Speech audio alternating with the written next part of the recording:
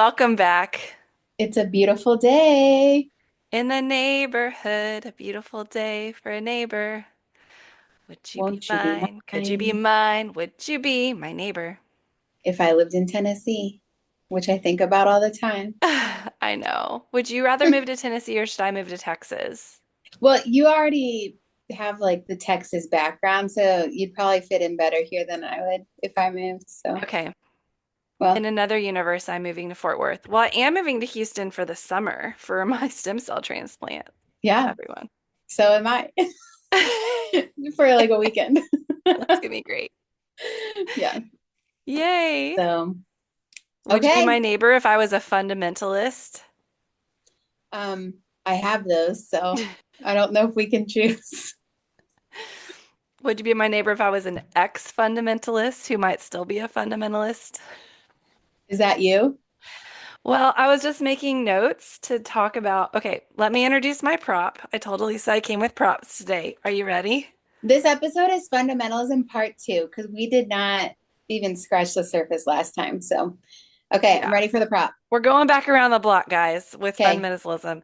get ready. Here's the Okay, prop.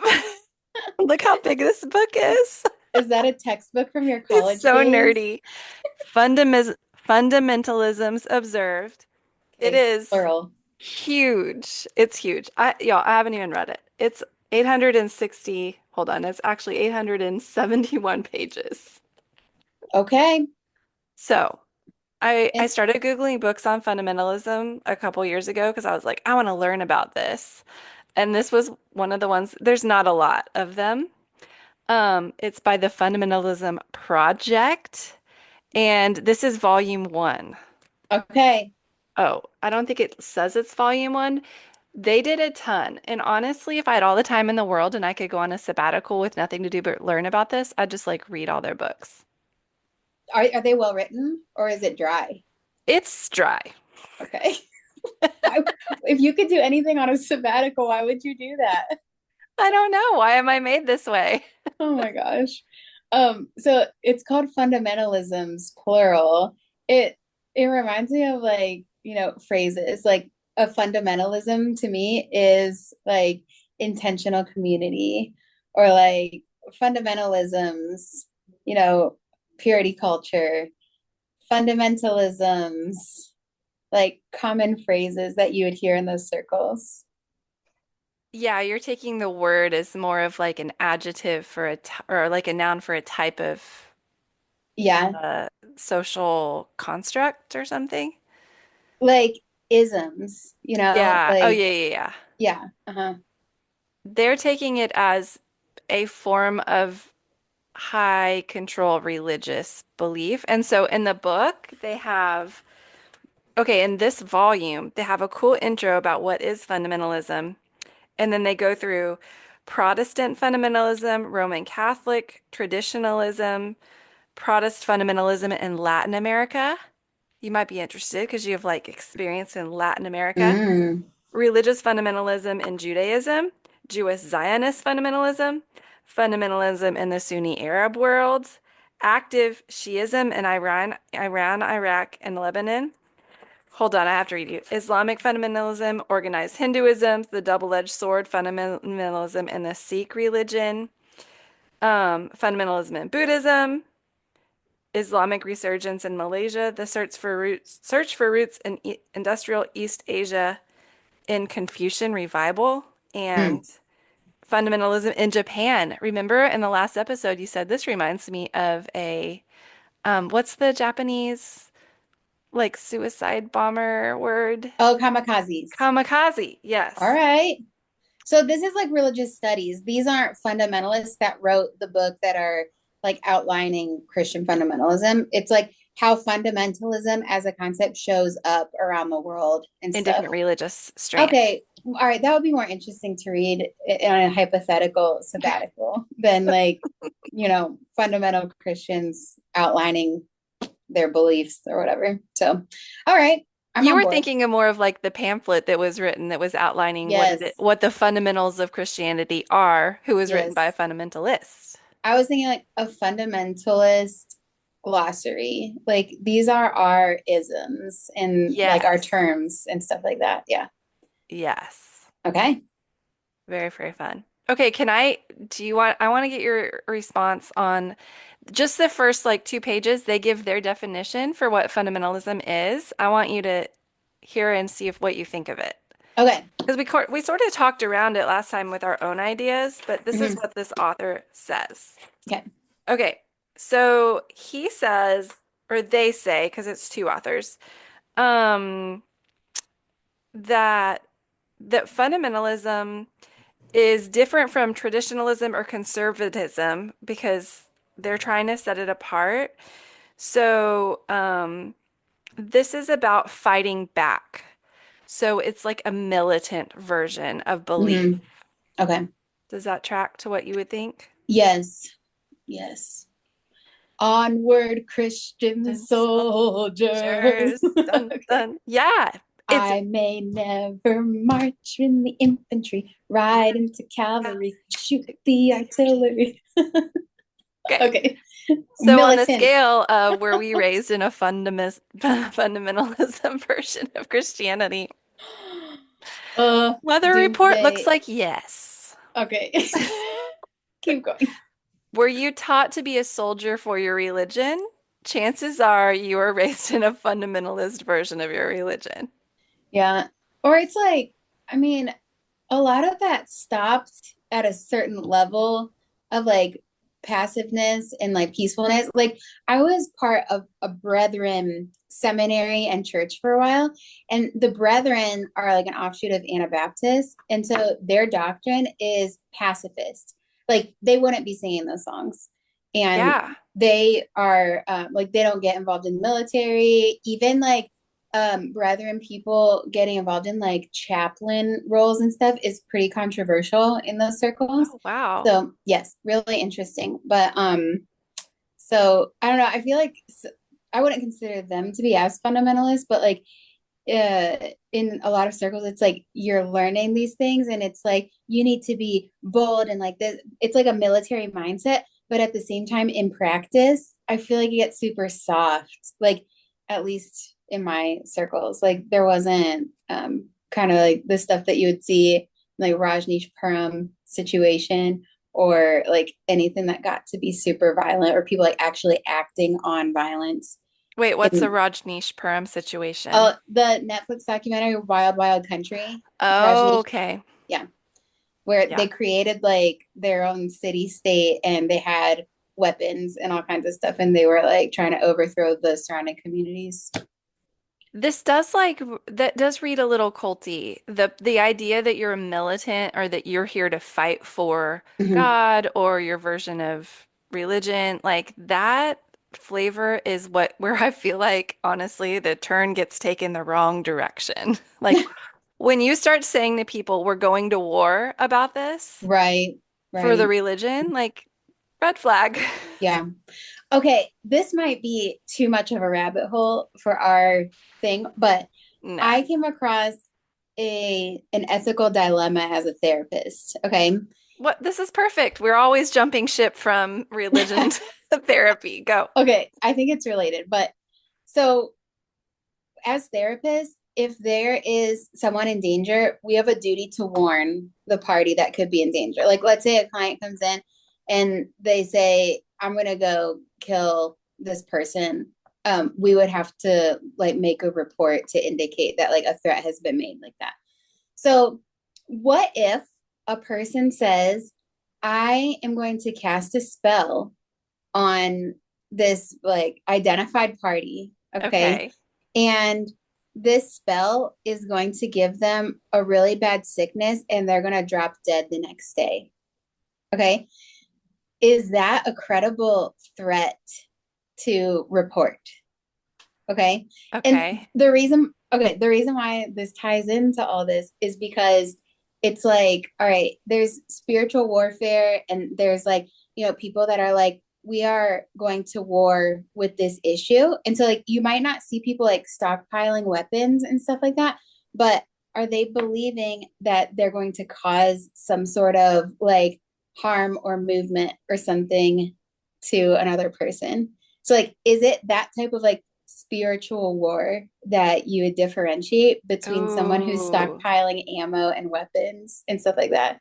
Because like yes. if I call the police and I was like, this client says that they're gonna kill X, Y, or Z person, like they need to be warned, like action needs to be taken. Like this person has access to guns and they're about to kill them. The police would be like, okay, like we're going to do a welfare check and like, talk to this person that could be in danger and the Yeah. person that could attack. But if I called them and said, this person is like into witchcraft and they're going to cast a spell on someone to make them die like within a few Hmm. days, would I be taken seriously? No, you will not be so, because it's it, not a yeah. credible physical threat. So our society doesn't believe in these like spiritual threats and stuff like that. Disagree. I'm feeling Rewind. snarky today. Okay, I agree. I think that you wouldn't be taken seriously by law enforcement, okay? Uh-huh. Uh-huh. But I think this is a fascinating topic because there's plenty of versions of fundamentalism where Mm-hmm. they're not stockpiling semi-automatic weapons, but they believe to their core that there is a spiritual war happening Mm-hmm. and that Mm-hmm. it is good versus evil, and evil also includes other groups of people, and that Satan will take, quote, God or Satan or whoever will, quote, take care of the bad people in a spiritual, like war. Uh-huh. And Right. and also there's a lot of precedent for both of those types of war than the Bible. Like both Okay. Mm-hmm. military war, where we're wiping out entire civilizations, Mm-hmm. high Old Mm-hmm. Testament, and spiritual battles where you're casting spells or like Satan is gonna attack people or God's gonna attack people and like the spells are there. So Yeah. I think our society believes in that and in large Mm-hmm. portions. Yeah. I Like, don't know. yeah. It's like it's one thing to make a death threat to like a politician's office, and it's another thing to be praying for someone's demise. Yeah. Yeah, but I don't think people differentiate them so much. And this is why I'm all like convinced that the harm or the psychological impact of high Hmm. control religion isn't so visible because it's pretty obvious when like it's a David Koresh situation and they're Hmm. stockpiling weapons. Hmm. What's not as obvious is when a otherwise normal looking person is constantly thinking that there's invisible forces playing out around them and that there's a battle of good versus evil that they're participating in and they're wishing ill will towards groups of Hmm. people who are Hmm. different from them because they're not in their in group. That's not concern. It's a societal concern, okay? Yeah. Talk In about why are other, we so polarized? I don't know. Here's an idea. Could it be the indoctrination of the fundamentalist religions in our country? yeah, like in other countries where I would say spiritual attacks or like the spiritual realm is like more present in their culture and stuff like that kind of thing would be taken more seriously. But like in Western civilization, it's not taken seriously whatsoever. So Yeah, like by law enforcement and like yeah, I don't know. Can society. law enforcement stop a spell? Like I feel like they would get some other witch doctor involved or something. I don't know. Those are the kinds of like ethical dilemmas that it's like, who else is thinking about this? Probably no one. Okay, I think surprise. I've heard you propose this dilemma before. This must really sit in a corner of your mind about the spells. I think it's interesting because there's no answer to that question. And like, I don't know, it's just like it's caught in a world of supernatural stuff and maybe potentially delusion and mental illness and like it's not as cut and dry as like an actual threat that you would hear Yeah. like in a textbook. But beliefs like that have a huge impact, Hmm. especially if you think that you're in a war against. Okay, I got to go to the second part of the definition. But if Okay. you're in a war against modernity or against change or against the Yeah. threats from the outside, I mean, Uh-huh. that just feels very political for our country right now, of a Yeah. big percentage of the voter base thinks they're in a spiritual war, Yeah. it's like having an impact and it's not great. No. It may not be the militant thing. Well, there is a militant element of that, but yeah, crazy. Okay, I got to give you the second the second Okay, I part. totally interrupted that with my never-ending ethical dilemma. Okay, second part of the definition. Well, the first part, hold on, to review, the first part Yes. is a fighting back against with great power, and you may be fighting physically or in spells, aka the spiritual planes. Okay. Okay. So fighting back. Okay, B, what are they fighting for? Hmm. So it's a worldview. Their fighting begins with a worldview they have inherited or adopted in which they constantly reinforce. So I wrote on this that there's no updates. So they're fighting for a worldview that they consider, and it says they reach back as far as they want to a real or pretend past Okay. and defend an actual or imagined ideal with original conditions and concepts which they have selected and regard as fundamental. Okay. So they're doubling down on legends and storytelling and stuff like that. Or like principles of like this one, the example that they give is usually in fundamentalism, and this is across all religious contexts. So all these chapters and different versions of this, usually there's an assault on the most intimate zones of life. So family, gender, sex roles, and nurturing, educating of children are usually like, and like I think of fundamentalist Islam and like, yeah, like there's a core rule about what everyone's role is Hmm. and how you have to be in the world, and we have to follow it exactly. Okay. Yeah. Why don't you think about fundamentalist Because Christianity? I'm trying it out. I'm trying that definition out to see if I have bias against my own upbringing. And I'm like, Oh, no, this lens of what fundamentalism is, and I can see it applying to other groups also. Because it okay. feels so familiar Right, of how sure. I grew up. But Or like you're automatically like, look at everything that's on the ballots right now. Like everything that's, that they're trying to yeah, pass through the houses and stuff like that. Like it's all education, family, dude, gender yes. constructs. Yeah. Uh-huh. Yeah, especially education. Isn't that wild? This is Hmm. all this book is describing what we're living through. It is literally a battle right now of these ideas. Yeah. It's a battle. We have to go to war. Um, so um there is this response that Harvard's putting out right now Okay. because President Trump um, threatened Harvard's funding and like he said the Department of Homeland Security would no longer allow them to bring in international students, like all these threats because they wouldn't adopt his new policies on like equality or like basically dismantling their statutes of like equality and diversity and their hiring and stuff like that. So Harvard pushed back against it and they were like, no, we're not changing our stuff. Like, you have no right to have a hand in our decision making as an institution.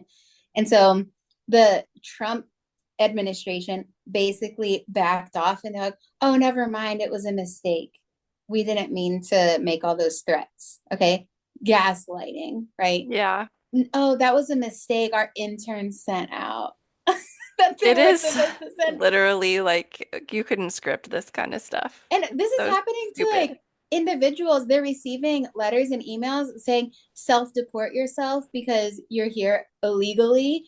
And they are like, either born or naturalized citizens to the US. And they're like, what do you mean deport myself to where? Go, oh, sorry, we didn't mean to send that to you. That was supposed to go to someone else.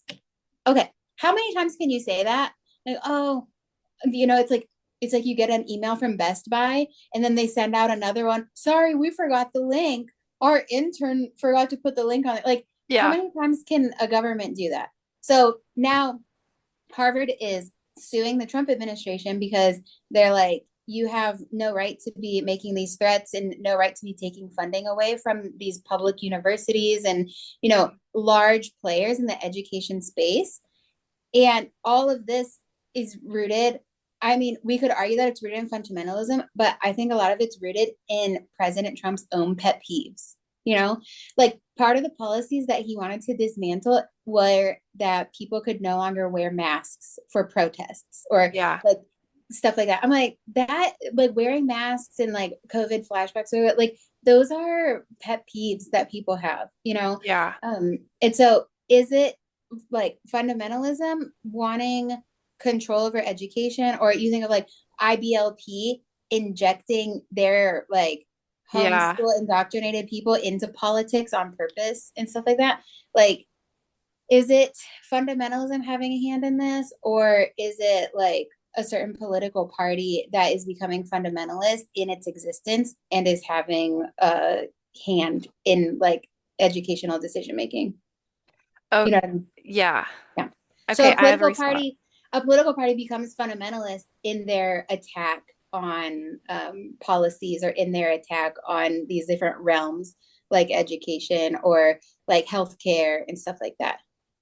Well, I think that I'm thinking this as you're telling it to me, by the way, but like my response to that is that there's elements of high control, like control Mm-hmm. in fundamentalism, because it's like we have to control the agenda. We have to control the family. We have to control this narrative so it's like this one way of being. And I think what Trump is doing is also lots and lots of control. Like we're going to do it my way. I'm writing an executive order, and some of it is total like total nuance, like masking or like silly things that he's like, well, it's just about control for him. Like we're just Mm-hmm. going to do it his way. And some of it is like parallel to fundamentalism where you have a high control ideology, but it's more like rooted in religion. And his is like rooted in all kinds of stuff. Like I just think he's an authoritarian leader who wants control over whatever he wants control over and it makes him feel good. So we're all living through that. It's like a very unstable person is in control, is in charge, and now we can feel what it feels like. The Yeah. chaos. Mm-hmm. Yeah. Yeah. I think of unstable pastors Yeah. that like, you know, because of nepotism or because of their own convincing of other people that they're effective or something like that, like them being in charge and then having a hand in like the lives of families, or having a hand in some people's decision making and stuff like that, Yeah. when it's just like that pastor's unchecked issues or unchecked mental illness or whatever it is like, you know, kind of bleeding out onto other people's decision making because of the title. I agree. Because you could have somebody who wants to control something specific about purity of the religion, which is more Mhm. of a like that's more of what this book is written about, I think, is like observing how it is when there's a controlling narrative over a religious context. But like a pastor could just have that as a personality trait. And it doesn't matter what they're controlling, they'll make up whatever rules they want. It has nothing to do with historical religion. Mhm. It's just, well, I'm going to control this because that's how I Yeah. keep you safe. Yeah. Yeah, we have to breathe. Yeah. Okay, I have a question that's like a little less stressful, maybe. I want your feedback. I'll make it Be stressful. my counselor. Okay, so let's say that at its root, this ideology is based on control and fear. I thought that was really intuitive of you. Last time we talked about this, you said like we were talking about it being a computer update, and fundamentalism in that case is like, oh, by the way, anyone that just listened to it, I said the wrong word over and over in that example. Firewall? I What was said you wanted to install malware instead of you wanted to install an antivirus. Oh yeah, and I was like isn't malware the bad thing? Yeah, and then I was like, yeah, and I moved on, but I had no idea I was saying the wrong word and I No, meant to it's all edit good. it out and I forgot. So, my apologies. Okay, here's my question. So, the idea is that a fundamentalist ideology is all about fear, fear of change, fear of updating, fear of letting go of control, and like things like that. Mhm. So, for someone like me who is raised fundamentalist, isn't the antidote to that like safety and peacefulness and not caring so much and tolerating the distress of Mhm. change and flexibility? But my dilemma is there are parts of me that are wired to care a lot. and care. Like I am a type of person who like I'm a firstborn overachieving, like control works for me. So it's not in my core nature to be relaxed and like, oh, like live and let live, Jennifer, or let them. So I have to work really hard to do that. And what advice do you have for someone like me who's trying not to be fundamentalist and like, let's go to war over it and also navigate this landscape where we have to care about some things? So it's like I need to care about things, but I also need to not care about things so that I can like learn to relax. Hmm.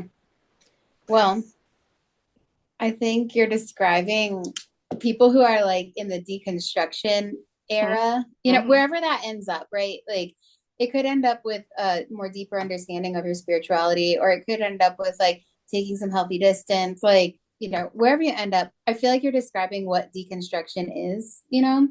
And so people who grew up in fundamentalism have really good ways of shutting down distress. Okay. So there's, like a doubt enters your mind or something like that. And it's like, no, that comes from Satan. We need to speak against that.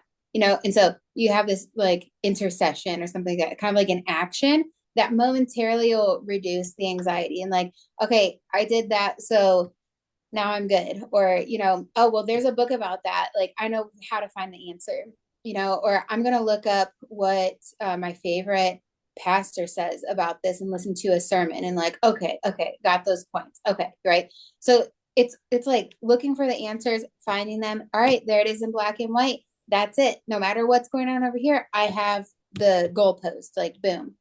So there's this therapy modality called exposure and response prevention. It's like a counterintuitive way of reducing anxiety, but like for the long term.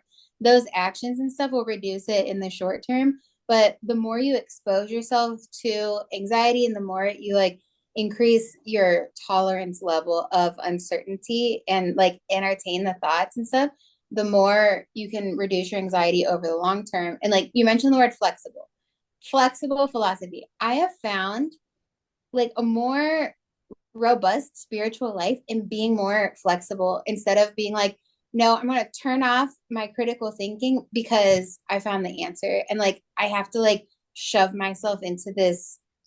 I wouldn't call it an intellectual box. I'd call it shove myself into this determined box, that's Mm-hmm. written somewhere. But a lot of times it involves me like turning off my intellect or turning off my critical thinking and stuff.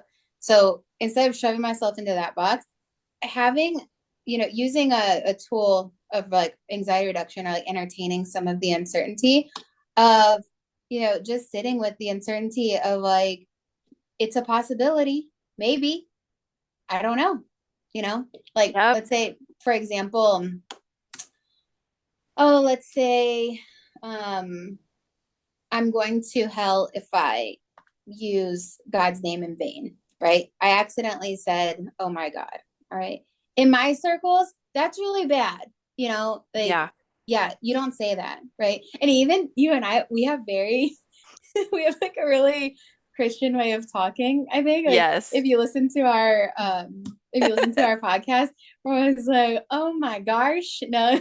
Oh my, and even our like my tone of voice, I can't stand. Every time I forgot you reminded me, I want to talk in like a lower um voice because I've been trained to talk in that syrupy sweet Christian voice, and I hate it. It sounds like a little kid. Yeah, yeah. I'm working on it. Um, no, you have to have that West Texas accent. That's I'm working on it. why is that my only option? I can either talk in syrupy sweet little girl voice or West Texas drawl. I love it. You're Um, fired as my speech therapist. I'm asking someone else. oh my gosh. I just point out the obvious. But anyways, okay, Oh let's say you man. accidentally say, oh my God, or something like that. You end up with this anxiety of like, shoot, I just broke one of the 10 commandments. Like, that's really bad. And the fundamentalist answer is you need to repent and, maybe tell your accountability partner, don't do it again. Like, that is all very like, you know, concrete, check off the boxes, reduce the uncertainty, reduce the anxiety of your mistake, whatever. Yeah. But if you sit with these ideas of, you know, going to hell, maybe it does exist. Maybe that is a possibility, Yeah. I don't know. Maybe like that ramps up your anxiety a little bit, or like, entertaining the thought of like the existence of hell or something like that. And you can kind of like expose yourself to that and like not turn it off, like not use spiritual bypassing of like, oh, well, the formula for repentance is this. And like, I did that. And so I'm good.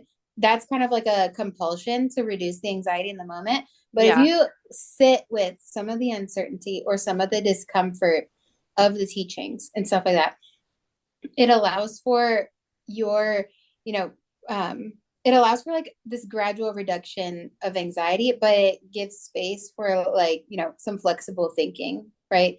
Or it gives space for like some sort of experience to be like, okay, I said that and I can sit with the discomfort or like, some of the teachings that I was told. Do I really believe that like doing something like that would result in something like hell? you know and Yeah. so, yeah, the way that we've been taught to reduce anxiety is through formulas, but like if you come at it with more of like a, maybe it was wrong, I don't know, could Yeah. be, Yeah. I don't know, I don't have the answer for that, like, yeah, that's just kind of like a counterintuitive way to like sit with the uncertainty that like a lot of people don't have the window of tolerance for. And when I say window of tolerance, I mean stuff is too uncomfortable or too unsettling to entertain the thought of. So Yeah. that's why you go back to the same, I would call them compulsions if we're going to like Yeah. have a clinicism on it. But like that's why you go back to those formulas and stuff instead of like becoming comfortable with like leaning into uncertainty or leaning into some possibilities. Do So you want to hear the title I just gave your very cool answer? what? From hell no to Oh my steps God. for reducing fundamentalist reactivity. Yeah. Insert therapy paper. Let me Yeah. explain because that's the thing in fundamentalism is like an instant reactivity of the distress, like something really scary and you're all activated all of a sudden. And then the religion, because then you're vulnerable. As soon as you go straight to war, you're manipulatable with whatever the like, okay, we're going to go to war. I'm turning off my thinking brain. We're in emotional action. But like, and that's like, hell no, go to war or whatever. But so the wisdom, I think, is the of like, okay, this thing is happening. Could we slow down for just a minute and evaluate this without reactivity? Hmm. Doesn't mean we're not going to take action. Yeah. It doesn't mean like we're not going to like do something, but we're going to take a minute and slow our Hmm. bodies down and get our thinking brain back on, which is Yeah. the opposite of, I think, what Yeah. fundamentalism is asking you. That pause and like, sitting with it, I think is where a lot of people run into like, no, because I already know the answer and I need to obey ASAP. But that's just the same cycle, you know? And so sitting with, okay, what if I what if I take a minute? What if my thought on how to obey isn't actually, what God would want? Or, what about some possibilities? And like, I don't Yeah. know, maybe, sitting with the discomfort of not knowing or, Yeah. not jumping into something for a moment, sometimes like the action that's taken ends up hurting other people too, you know? Yeah. So yeah, but It's like that is kind of indoctrination is a preset reactivity with all of these thought patterns that you have to have, like you're talking about. You shut down, immediate shutdown of like a fear response with like a solution. yeah. Does that make sense what I'm saying? Yes, yeah. Like I would call it a compulsion, but Yeah, like, yeah, the solution is no. We need to counter protest, and we need to get at them, or whatever. right. Yeah, So we're just trying to be a little bit more slow in our like I'm literally therapizing myself right now because I was really sitting with this question before we started it of like, am I still being a fundamentalist? Because I get so upset about like Trump, like the stuff he's doing, it comes on instant reactivity, Hmm. instant like, ah, I can't stand that. But like, and that we're all normal, we're all feeling that, right? Because it's so extraordinarily frustrating. Hmm. Yeah. But I'm just saying, for the purpose of personal growth, could I slow down my nervous system, be curious, Yeah. and like think about how I want to respond to it? Or like, am I still a fundamentalist? Maybe. What if? And sitting with the implications of that, like, yeah, entertaining the thought of maybe I am, you know, maybe I am still indoctrinated, just took on a different flavor, you know? And so, Uh, well, you're talking about like sitting with it and stuff. There's this DBT skill, Marsha Linehan, copyright. oh, Marcia, Um, you're such a doll. I wonder if she even cares, but she's She definitely does not. not care what we're She's saying. not one of our listeners. Um, Oh my gosh. too busy for that. Um, but she has this skill of like reacting versus responding, and Yep. the difference between like a reaction through fear and a an immediate like clap back type of thing versus responding, well thought out response to something that takes into account all involved, a articulated response, and I just feel like that shift needs to take place in so many aspects because like whether it's fundamentalism or whether it's a pastor like being super reactive on the pulpit, a lot of that is a reaction to some sort of distress or some sort of fear, and it's not so much a response that takes into account the good for all. Yeah. Yeah, I think this is where psychology meets philosophy and religion.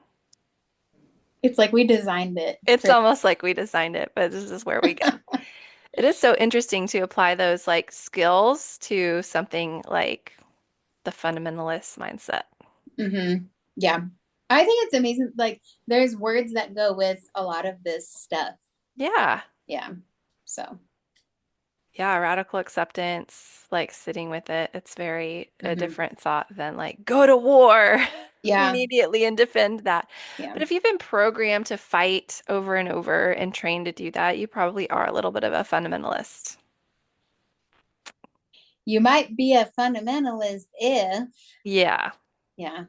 So it's And I fine. think it's personality based too. I think some Yeah, of us are more like chill, react, like non-reactivity, and some of us are more like programmed to reactivity.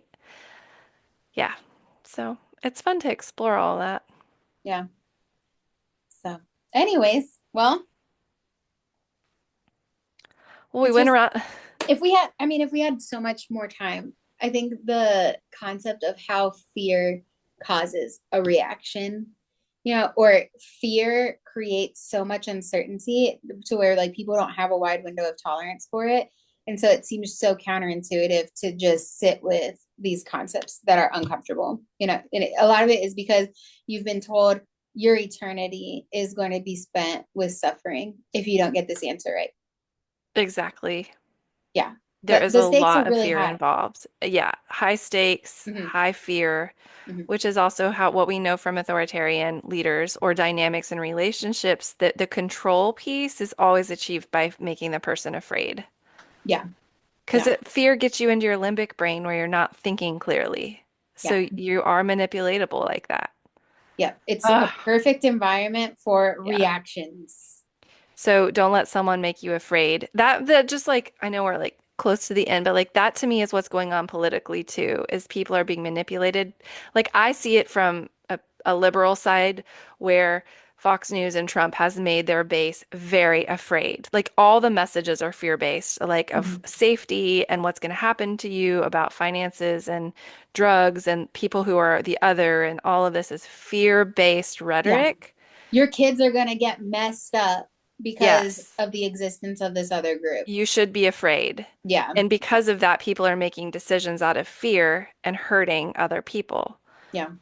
I'm sure that All there's fear on both sides.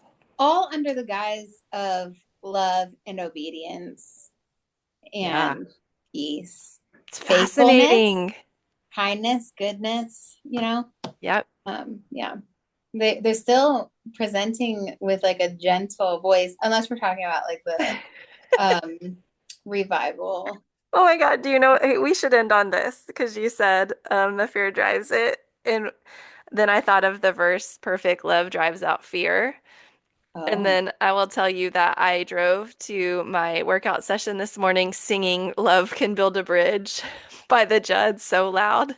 okay. And I was just thinking, like, that is what people need. And it's not even that it's like some higher, like, spiritual, like, type of dream. It's literally like love and the presence of regulation in your body, which love brings, is the absence of that dysregulated fear. Mm, This is yeah. an anecdote. So if Yes. everyone would just sing in their car, Love Will Build a Bridge once a day, I think we'd be in a better place. Yeah. I'm just saying.